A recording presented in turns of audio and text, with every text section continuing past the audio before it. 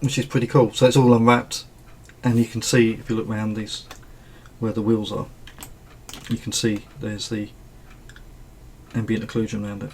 So it's got all that built in and there. So that's cool. Then once we've got that,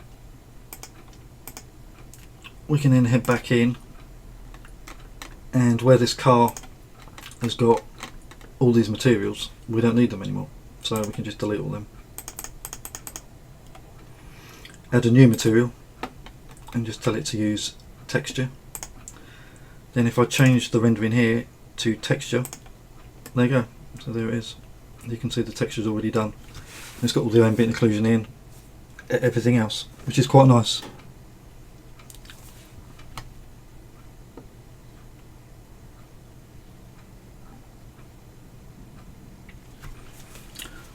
Milo's saying that the stream has died. Is it? Let me just check. Seems to be going still for me. So if someone can confirm that. Someone has just said the stream has died. So I don't know if it's just for them or everyone. Oh, it's back now, so that's okay. Maybe we lost connection. So not sure how much you guys missed, but what I've done, I'll assume that you missed the baking bit. I've now baked, I've pressed bake and baked all the colours and the ambient occlusion into the model, and it's now made this texture, which has got all the colour, all the ambient occlusion, as you can see around here. That's all built in, so now I can save that out as a texture and use it.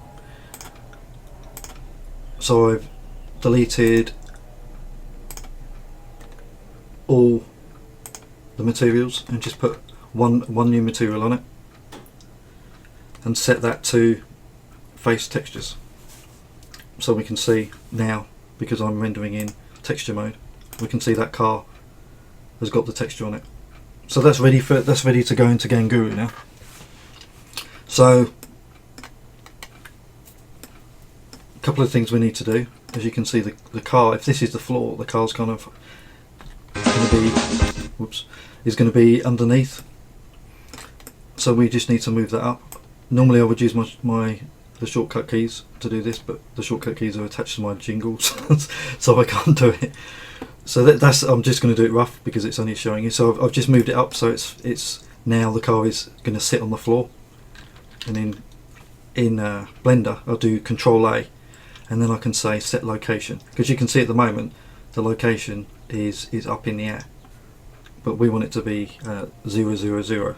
So if I do Control A, and if this will apply the transform, so I'm going to apply location, so now it's at 0, 0, 0, which means the pivot point is right at the bottom of the wheels, which is exactly where we want it, because you always want things to sit on the terrain when you put them into Game Guru.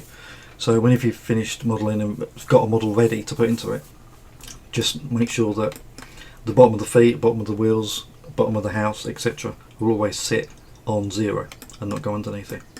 So that's that. Then I would save that out. So in Blender we'll go export and DirectX. That's what we use. That's all set up fine. I'm exporting the selected object, which is that one thing. I'm going to export the mesh, the normals, the UV coordinates, and the materials. Materials I don't need to, but I'm going to anyway. And then that would then export that, and we can put that into Game Guru, which is very nice. One other thing to bear in mind is scale. Now, so this scale's this is pretty small. This is 4 by 6 by 2 roughly. Now, if you imagine a grid square in Game Guru is 100 by 100. So a character's about 200 units high and 100 units square. So I ended up, I think it was 33% I scaled this up to. In here, the car, I played around with it until I got a size that was good. I think that was about the size I ended up with. If I put this back into solid mode so you can see the car. So that's the size. So it ended up about 137 by 200 by 74. And that worked pretty well in Game Guru. So there we go, we've exported our little model. Obviously there's things like the wheels don't go around and stuff like that, but for the particular view that we're doing, that doesn't really matter. So let's get rid of that. Then I always try and do things a different way. So this time I didn't use the importer. I just stuck it straight in, and I'll show you what I did. I went into Entity Bank. That's where all entities go, and went into the user folder, which is for users to use. And then I just copied the X file in there, and then I just grabbed an FPE from somewhere else. I think it was a bin or something. I just grabbed the FPE, copied that in here, renamed it, and then just edited it myself. So I just called it the description. I just called it little car. Said which texture it was, which was the texture that we saved out. I left everything else pretty much the same, and obviously just changed the model so it knew which model to pick up. Then I just saved it, and that was it. I can use it in Game Guru. The only other thing I needed to do was put a bitmap file which is called the same name as the FPE, which is little car, and then I can use it in the product. So that is it. We are ready, and now we can do it. We can use it in Game Guru. So we've got the item there. There's our texture, which is looking pretty cool. See all the ambient occlusion built in, and we get all that for free. And all we did was slap a couple of materials on colour. I'm sure it's nothing amazing, but it's really quick. So now let's have a look at what I did in Game Guru itself. So what I wanted was a kind of a top-down view, and the little car just driving around, and I wanted a third person, because obviously if it's top-down and you've got a car, you need it to be third person. So I did a little third person guy, and I wanted him to be able to walk up to the car, get into the car, drive around a bit, and get back out of the car, and maybe blow up a few things in the meantime. So let's load up and have a look at what it does.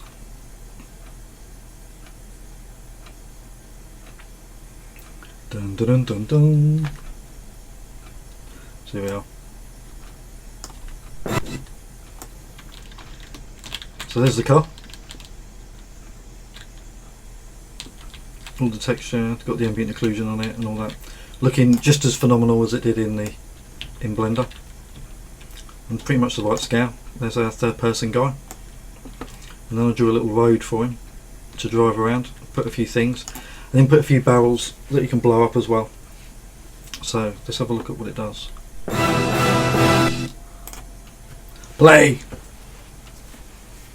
So here we go. This is going to be the most amazing game you've ever seen.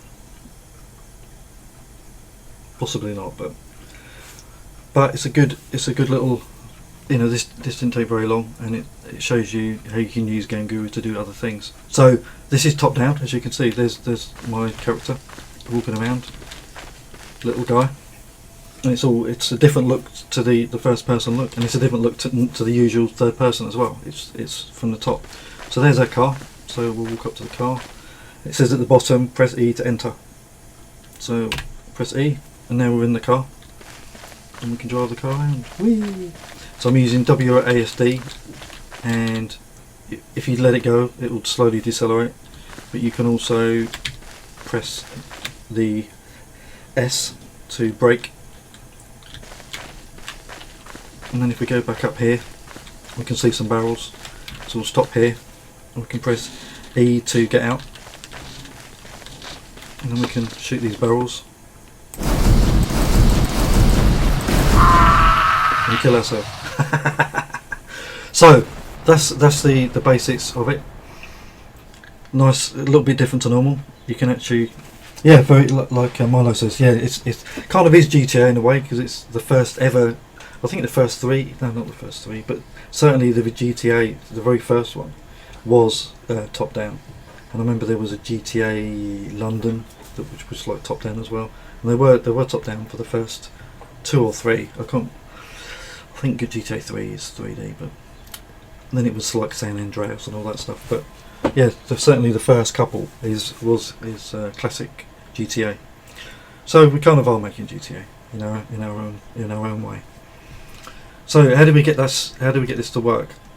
So let's have a look at a few things. Firstly, the camera, because that was quite a different look to we normally have. So if we click on this guy, now you probably, if you've not seen the third person before, the way you switch, you can automatically switch Ganguru into third person by putting one of the standard markers down, this green marker, which is here, player start, placing that down, and then adding third person character. And rather than just placing a character anywhere, if you drag it on top of the marker, you get a little message that comes up, and if you let go at that point, it then attaches the two together and tells Ganguru this is going to be a third person game. And once it is a third person game, you have got control over the camera, where it is, what position it is, and all that kind of stuff. So if we look at the properties, we can see at the bottom here, third person stuff. I've set the camera to be locked, the distance to be 300. Now that's the distance how far back from the player. So I just wanted it to be just a little bit further back, so it's not dead from the top. It's just slightly off, but just to give a slight bit of perspective from from the top angle. But it's slightly off, and then the Y offset is the one where it's moved right up. You can see it's actually showing us on screen what it looks like. I've changed it to 2500. If I put that back to if I put that to 100, you see it moves in, and that's quite a different look. But I wanted it top down, so I'm offsetting the Y 2500, moves it back up there, which is the GTA look that we want. So that's very cool. Then everything else I've just left. Speed was fine, run mode's fine. Show reticle, actually, I chose that no, because we're doing it from top down. There's no point showing us the little reticule, so I've got that to not show up. And that's it as far as the camera's concerned, which is pretty cool. So nice and easy to set up 3D and get the third person, get a different kind of look to normal. And then there's the car. So if we go into the car and have a look at the properties, we see fairly standard there with everything. I've changed physics to always active. Didn't really need to be honest, because if you're not within 3,000 units of the car, you're not going to be able to get into it anyway. So I didn't really need to do that, but I did. The main thing on this, everything else is fairly left alone, is I've changed obviously the script. It's using a script called car.lua, which doesn't exist. We've got a question from Milo. Eventually, will there be a non-wizard option for third person? Absolutely. Yeah, absolutely. Yeah. The wizard's cool, but it's not a huge stretch of the imagination that you may want to do a third person game that doesn't have a wizard in it. So yeah, that's definitely the wizard was kind of the first goal that we made specifically for third person. So that's why it's all wizard at the moment for third. But yeah, it's as you know, we're growing Ganguru all the time in many different areas, and that is definitely one, because third person is very cool, and lots of games are a third person, and it does, it gives you other options like this top down thing that obviously you can't do any of that kind of stuff in first person, because otherwise the player themselves will be flying high in the sky. So yeah, definitely there will be characters that are third person and work with third person. When, don't know, but that is definitely something we're doing, because the more flexibility Ganguru gives, the more different games you can make. So yeah, the less confined you are, the better. Which is exactly what I'm showing today, with albeit with the wizard guy, but this is kind of a different thing to the usual. So car.lua is what we're looking for. So let's have a look. So here we go. So as usual, there's the init function, the main function, and they're always preceded by the name of the script with underscore. So we've got car underscore init and car underscore main. Not much is going on in init. There's nothing really to do. I've just got some variables at the top that I need. So I thought, well, I need to tell if the player is in the car driving it or not.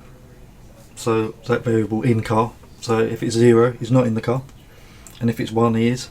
That's handy for a couple of reasons. One being that if you're right near the car and you're not in it, then we can then pop up that message saying press E to get into the car. So we can easily just check in car being 0 for that. And also once you have got in the car and we switch that to 1, that means we can run all the logic for driving the car, which is so that's cool. Next up is speed and max speed. Speed is the current speed that you're going, which is going to be 0 at the start, and max speed, rather than put, I tried, although I've been a little bit naughty in a few places, but I try wherever possible to not put any hard values in, because it always makes changing them a pain if you've used them in a few places, and maybe they're in quite a few places in different routines. So it's always better to define the things that you're going to use.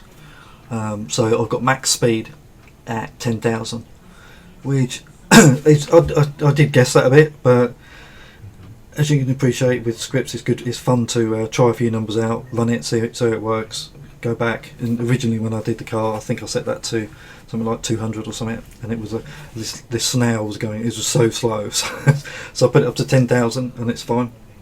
Then we've got turn speed, so when you're pressing left and right, which is A and D, how much are we going to rotate the car. So I've set that to 250, again with experiment, because I did it first about 50 or 60 I think, and it was far too slow. You had no chance of getting around any turns.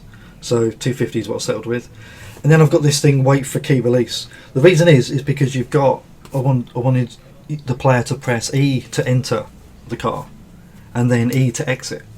So if I did a check for has the player pressed the E key and say, well, if they have, then get into the car, and then later on I'm testing if they're in the car, I'm testing have they pressed the E key to get out of the car.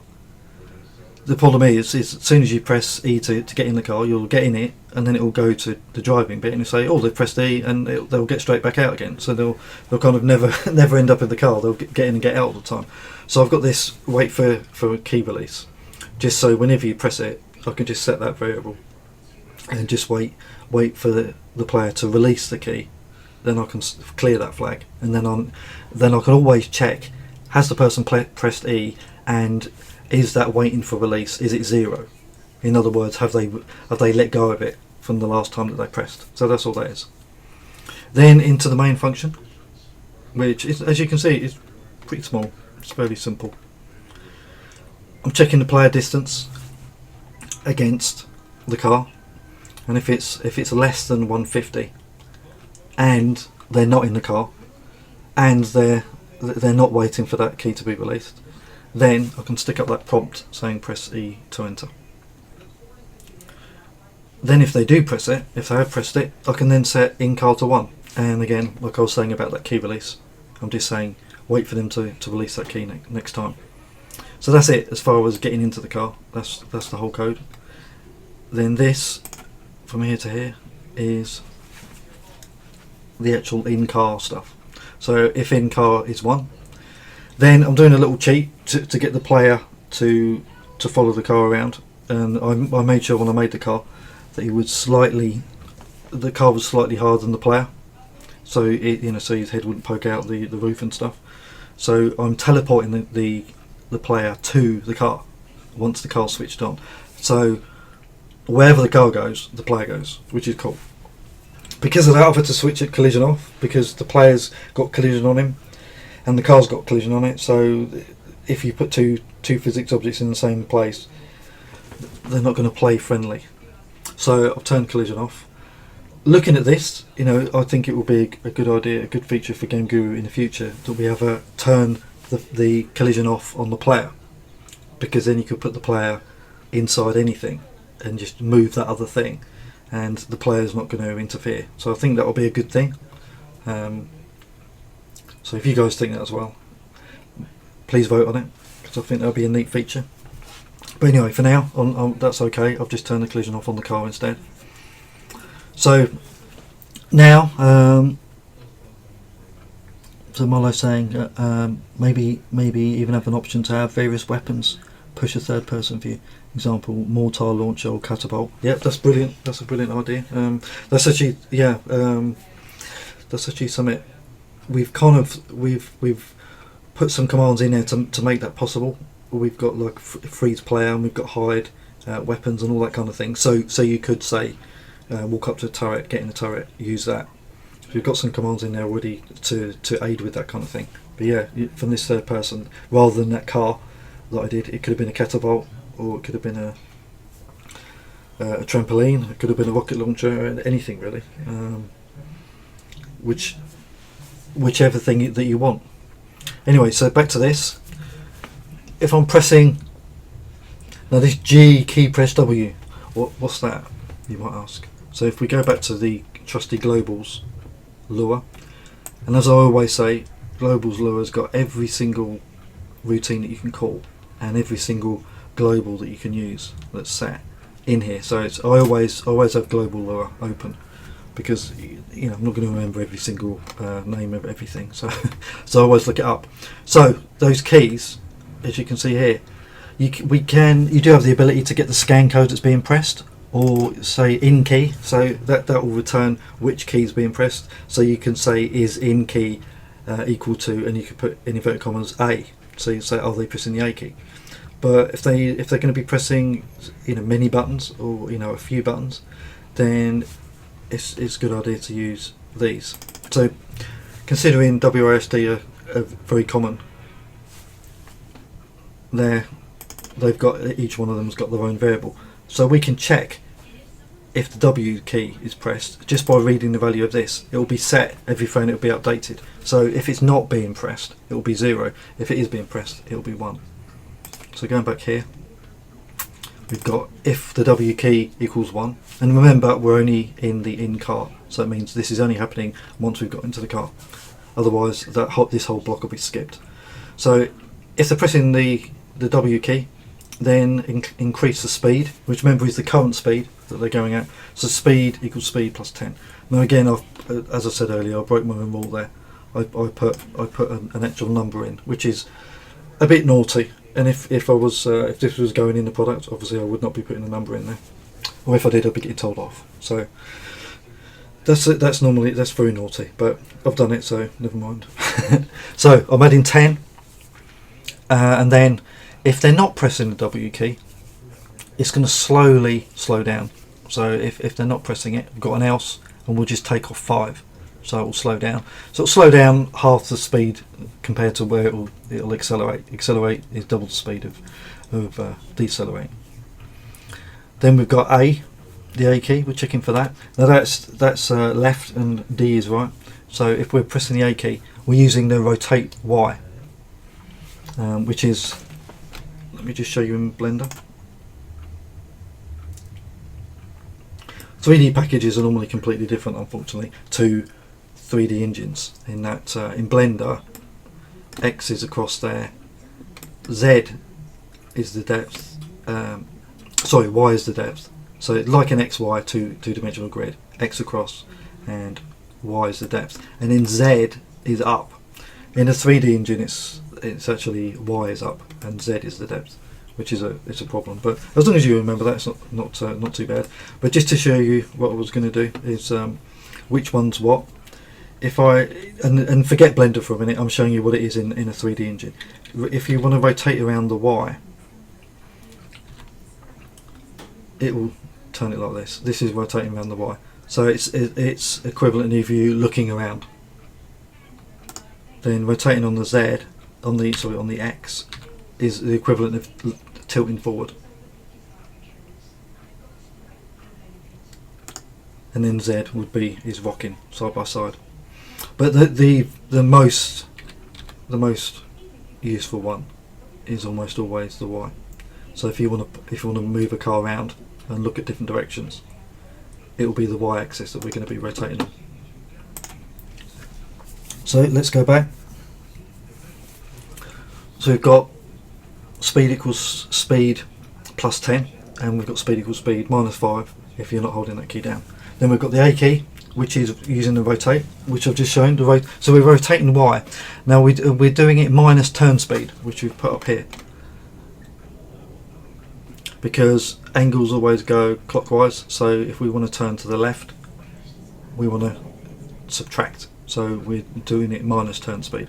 And I've been good here and used a variable, and I've set it to 250. Again, with experimentation, I tried different ones, and 250 was the best to use. So rotating on the Y minus the turn speed, and then for D it's going to be the opposite. So we're rotating Y turn speed. Now what the rotate commands do, that is not setting the rotation at a specific angle, which is so say I wanted the car to be set at 30 degrees, I wouldn't use this rotate command. I would set the rotation instead. But what's nice about this rotate Y, it's saying no matter what the rotation is of the car, this will add this to it. Rich Weaver's saying, will this script be available in the forums? Absolutely, yeah. I'll zip it up afterwards, and the FPM file and my my lovely car, which you can have whether you like it or not. The car comes with it. So yeah, I'll just give it all so you can see it working, and then can play around with it. So we're rotating left and right, and as I was saying, this rotate Y, it adds to it. So it means we can just add the turn speed constantly, and we don't have to worry about what angle is the car currently at. Doesn't matter. We just want it to turn left or right, so we just add or subtract.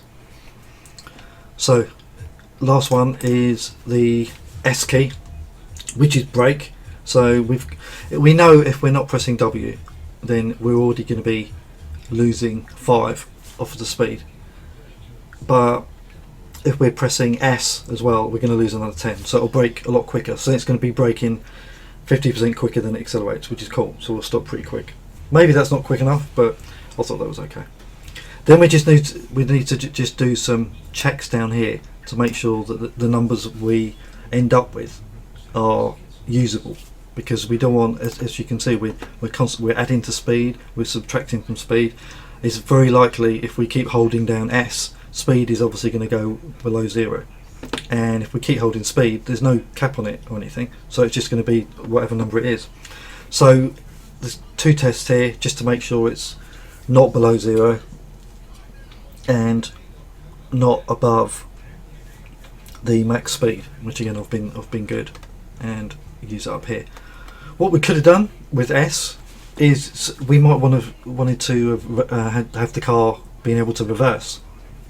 So in that case, we could have let the speed go below 0, and we could have said if speed is less than minus max speed. Although you're probably not going to reverse back at 100 miles an hour, so we could maybe say like minus max speed divided by 10 or 50 or something. Another number that we've experimented with. Or we could have max. We could call it max reverse speed. If it's less than max reverse speed, then speed would equal max reverse speed. That would immediately allow you to reverse backwards. So once we've got all this, we know what speed is, etc. We're then applying it. So we're calling the move command, and we're adding speed. And because speed is positive number in this particular instance, it's always going to move it forward anyway. Obviously, if it was minus, then it would move it backwards. So that does the actual moving. Then last little bit in this block is we're just checking for the player wanting to get out of the car. So if we've pressed E and we're not waiting for the key to be released, then we can say in car is now equals 0. And again we're setting it to wait for the release key again, so we don't immediately get back in the car.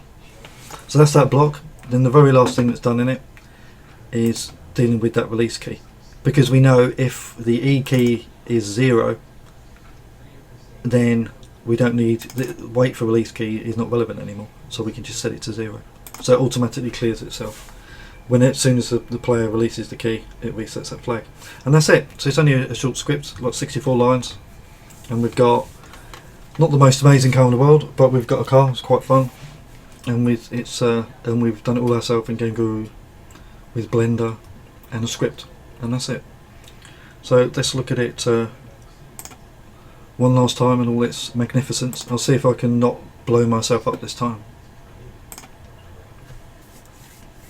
So I hope that's inspiring, because there's many things you can do in Game Guru, and we barely touched the surface of it really, because there's I think over the last year I did like lifts and platforms and things, and that radar thing, and that's a lot of these things can be dropped in anywhere. This car could be dropped in to a different kind of game.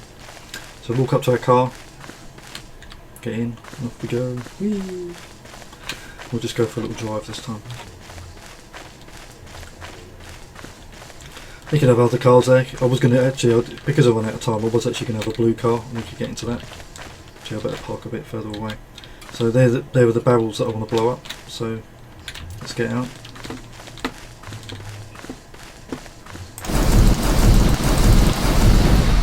Because this guy's job is he's the barrel removal expert. So he goes around blowing them. And he's done a very poor job.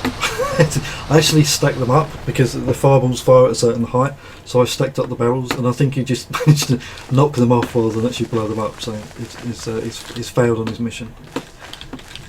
It's terrible. It's a terrible barrel destroyer. So we can probably find some other barrels. There we go. So let's park up here. We can get out.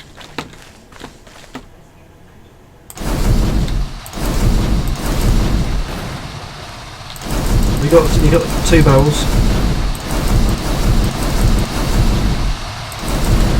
Yeah, that's much better. So yeah, he's destroyed some barrels there. We can get back in, and he's just going to look for one more lot of barrels. There they are, lots of them. Many barrels.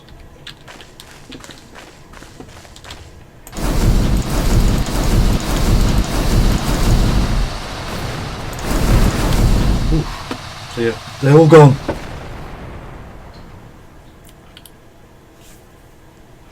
Yep, Quick Weaver saying about doing a spaceship. Good idea. That's a spaceship would be very cool. And you could, because we've got this move forward command, you've also got move up command. So that will work quite well. So you've got move forward, but if we go here, let's do a little search for move forward. There we go. So you've got move up. So you could fly around with that, which would be pretty cool, pretty nifty. Because maybe, perhaps, you could go to, like with the sci-fi pack, with those ships that are in there. You could walk up to a ship. It could say, press E to take the shuttle, and then you get in it, and then it could just lift up, and it could actually take you to the other destination itself, like automatically.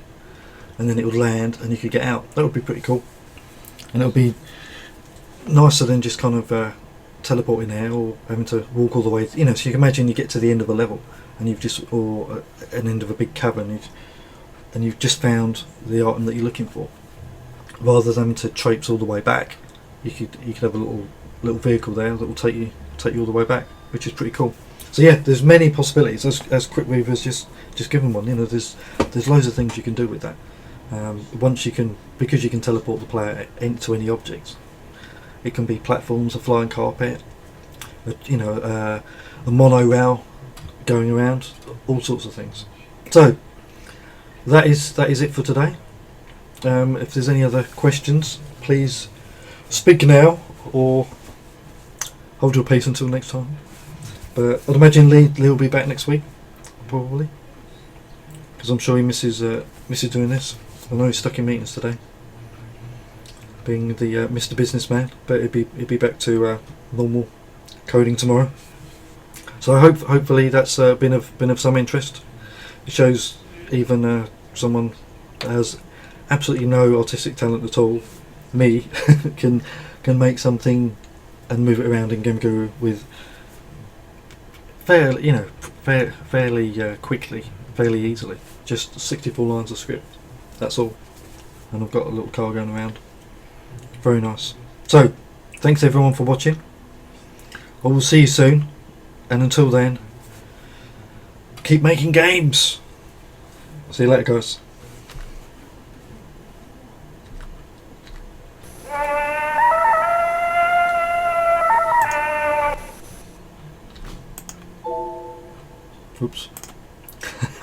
Pressing the wrong thing. I'm going for real now. Take care all. See you later.